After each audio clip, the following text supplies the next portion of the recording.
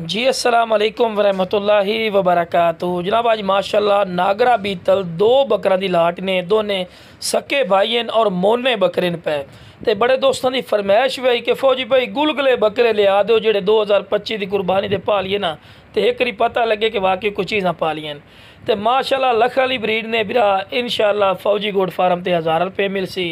उम्र इन्हों की 7-7 महीने ही ने, 30 इंच इन्हों की हाइट ही ने, खूबसूरत कलर क्वालिटी के वाइट अख के पठोरा यकीन मनो मंडी चले जाओ ना तो कम अज़ कम इकला यह पठोरा ही तुम्हें 65-70 तो घाट इकला नहीं मिलना। लेकिन बिरा अपना रेट नहीं होना ही ने, बिल्कुल जायज़ और मकूल राइट हो सी। जो बिरा पहले इंशाल्लाह काल कर सी ना, उस बिरा की काल की इज्जत हो सी, रिस्पैक्ट हो सी। तो लो बिरा टोर फिरते विखा रहे कि सेहतमंद और माशाल्लाह एक्टिव चीज़ ने और माशाल्लाह रखने वाली चीज़ ने। बिरा इस तो बाद नस्ल क्वालिटी और खूबसूरती नहीं होती ने बिरा।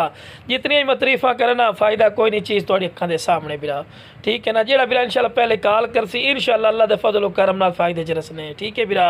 30 इंच हाइट ने, उम्र 7-7 महीने। तो लो बिरा दूसरे नंबर पर पटोरा ही ने, ये भी माशाल्लाह चेक कर सकते हैं, डबल हड्डी एच ने, जिमें माशाल्लाह दूसरे बिरा का कलर क्वालिटी उवें माशाल्लाह इहदा पिया।